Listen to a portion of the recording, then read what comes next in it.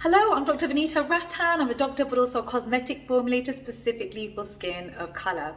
So today we have Dr. Veena with us. Thank you for having me, Dr. V. So I'm a full-time NHS GP. I work in clinics around the country, but I also work in A&E and in out of hours in community hubs, COVID hubs. So I do see a lot of the pressures that we see in A&E on a day-to-day or weekly basis. So thank you so much for having me.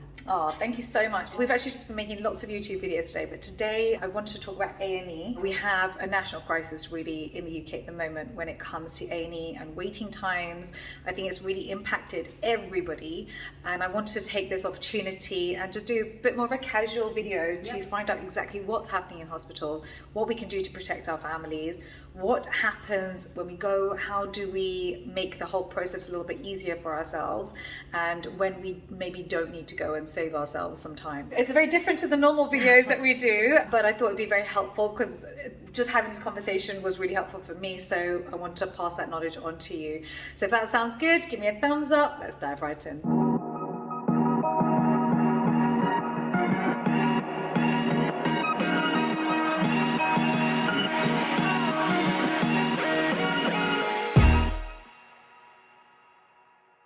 So my first question is, when is it imperative to go to A&E, and when do you think that you can maybe call 111? So if you are someone who's having symptoms of severe chest pain that's not subsiding within 5 minutes, it's a no-brainer. You have to get to A&E. It's not something you sleep on, it's not something you wait on.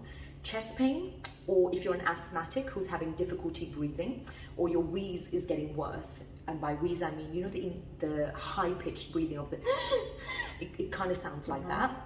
If that's happening despite you using your inhalers, you want to go to A&E straight.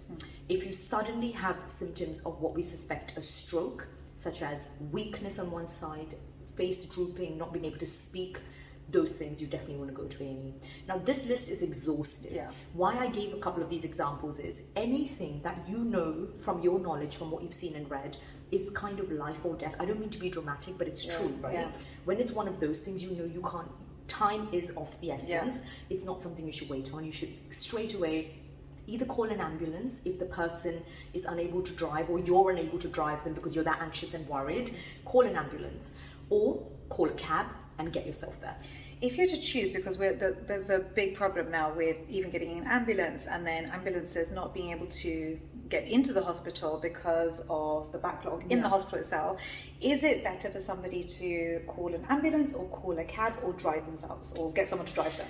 So again, going back to what depends on what happens, okay? So if you're unwell, what's the first thing you would do? If you're a young person, you may speak to your parents, you may speak to people around you, you may go Google your symptoms.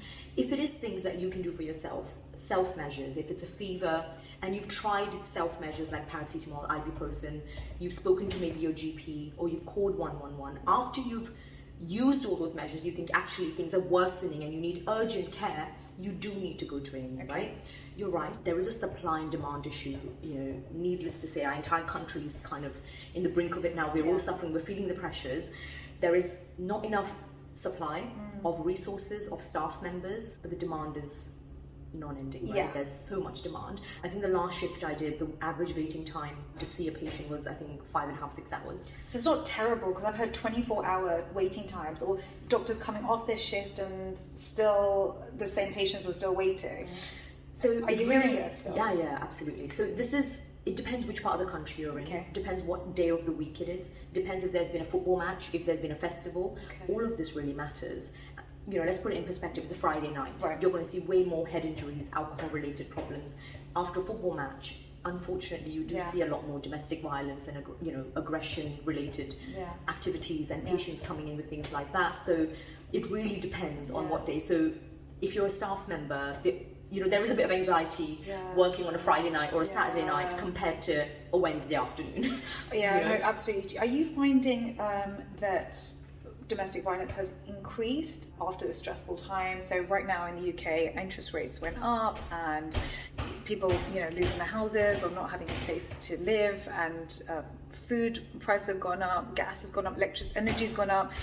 So it became quite difficult in the UK. Did you find an increase in domestic violence from what you were seeing in A&E, or has it been pretty constant? So anecdotally, I can only talk about my experience and my colleagues' experience. I would say we've seen an increase in anxiety, depression, stress, and substance misuse. Okay. Absolutely. And by substance misuse, I mean things like alcohol, there might be drugs that you inhale or consume orally. As you can imagine, all have negative impacts.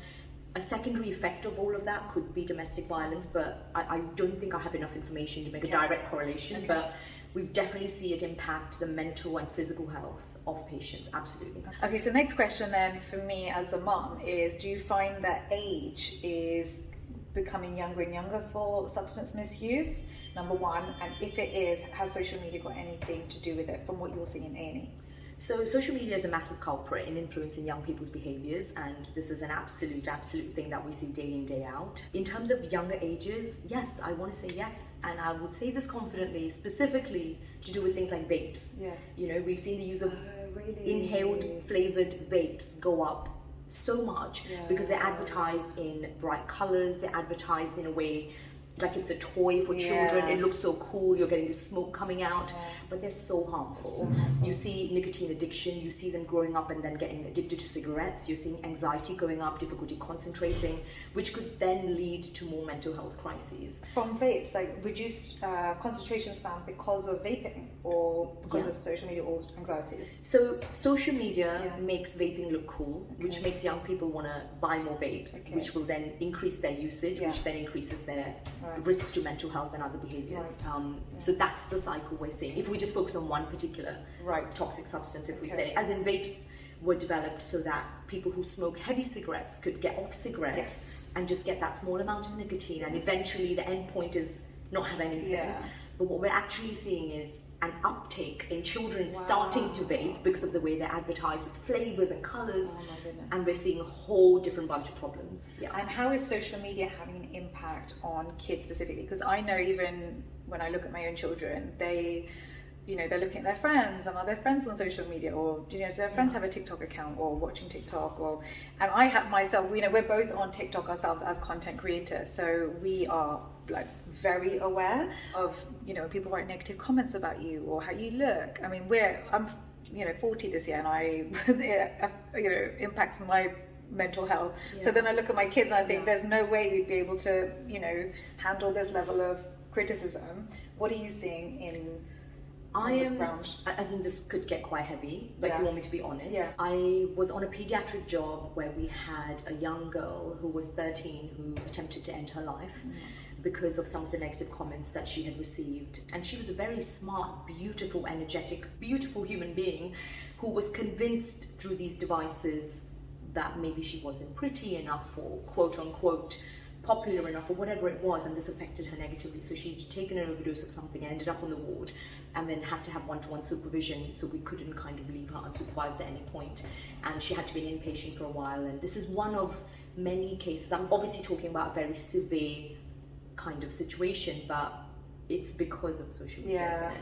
So if you're a parent, I would advise, creating that friendship bond with your child, where discuss with them what are the comments you're getting, what kind of things are happening. I think opening a narrative builds trust, 100%, isn't it? And then it can keep things a bit transparent. So if you have any inkling actually they might be at risk or someone's harming them, we can take action.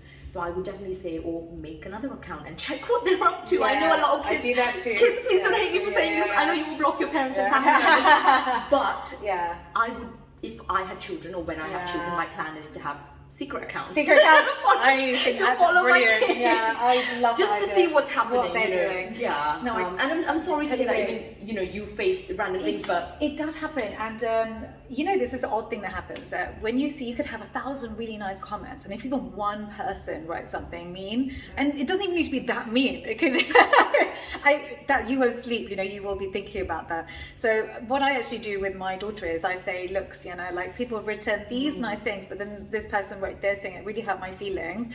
And, you know, imagine I'm this years old and it hurts me. Can you imagine if something like that happened to you, how it would impact you? And that's how I explain it to her. That's really nice you do that. I have to. That's so nice. I think a lot of parents are embarrassed to say what they went through. So even if, you know, I would talk about, you know, my childhood or not having many friends and really struggling at school, you know, and I just, if I open up about these things to my daughter, she feels safe to say, actually, Mummy, I'm struggling with the same thing. It's also a bit of resilience training, isn't it? Yeah. So I think in the day and age we live in, we'd be smart to start training our kids, start training ourselves to just kind of receive it, but don't kind of react to it, or don't, you know, just respond to it if you need to, but don't react, don't be reactive, don't let it kind of absorb into your... Change your life and change your psyche. No, I totally understand that. So we kind of went a little bit off topic, because let's go back to the topic of A&E, which is how long after checking into the reception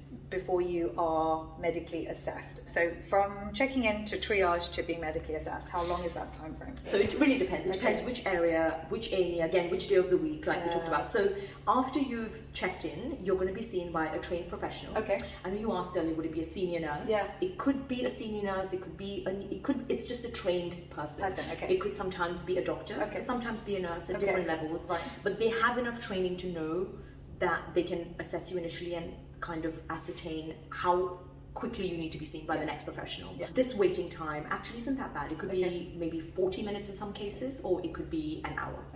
If there are departments where even that initial triage is a long wait, I'm really, really sorry, and I hope that you would, you know, while you're waiting, do things or get some information to how you can make the patient comfortable. It shouldn't be the case, but normally that initial triage happens within that first hour. Okay, all right, fine. And then like you said, piece of string, but in terms of seeing a medical professional, which parts of the country do you think have the longest waiting times versus the shorter waiting times? Is it the postcode lottery? Is it a funding issue? No, so I think it's mainly the busy areas, the busy metropolitan cities, which have a very high demand on the services. So places where there are more people, more diseases, more burden, more accidents, all of that. You can't predict what comes through, right? So if you have a big hospital that's a trauma center, you have blue calls, we call them. Those are the emergency calls that come through. They have huge pediatric units. There's so much going on. So it wouldn't necessarily be based on the postcode lottery funding. It's more what that area kind of suffers with, and that's where they might need more support. So if you're in an A&E, you get triaged, you're then waiting. So from a doctor's perspective, there's a big list of patients that we see, and they're coded according to different colours based on how long they've been waiting. And we'll have one sentence of what their symptoms are. So at first glance, we already know what looks like, is that a stroke or a TIA, what's a fracture, what needs to be called to orthopedics, which other specialty do we need to speak to. So we already know that, and then we're working through that among the team to see as many as quick as possible. So my next question is, do you feel like people have changed their lifestyle or habits in order to minimize chance of injury? Because I know, you know, a few weeks ago, my hubby wasn't around, he was away, and I was basically a single parent with 2 kids, and my biggest fear was one of them broke an arm or leg, and I'm on my own, and you're hearing about 24-hour wait times, and you think there is no way I can physically look after 2 children on my own with a 24-hour wait time. Like it just can't happen. So it was no one was allowed to move really much. Just wrap them around. Don't jump. Don't do anything.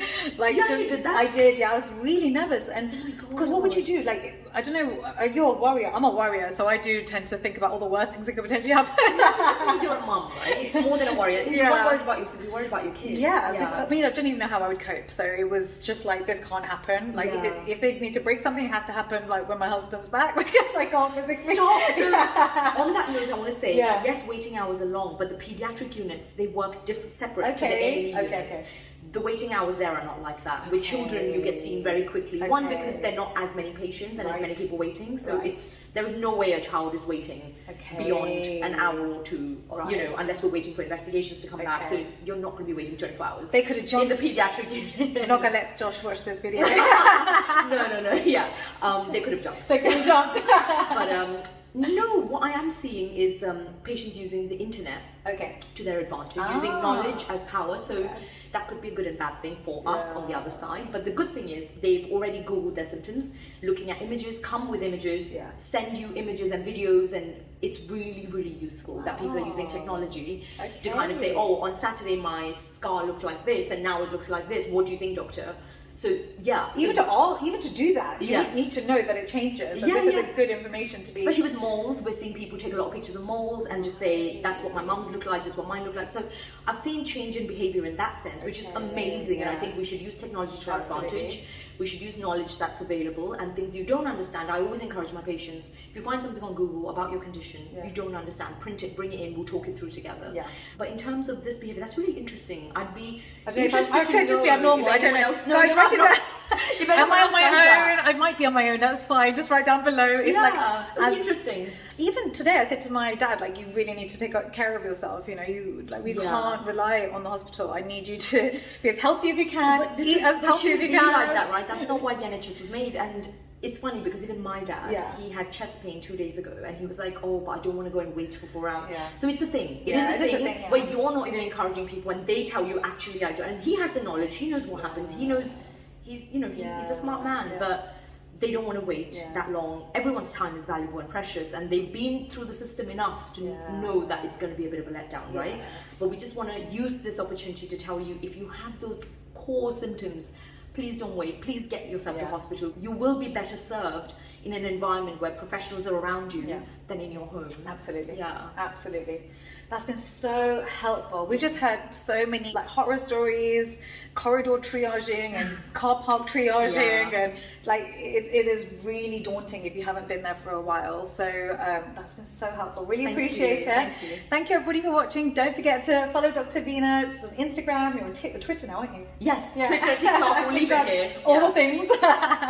And we're also in the comment section for 1 hour at the launch of the video. So make sure you come and ask us your questions. Thank you so much for watching, and we'll see you next time. Bye.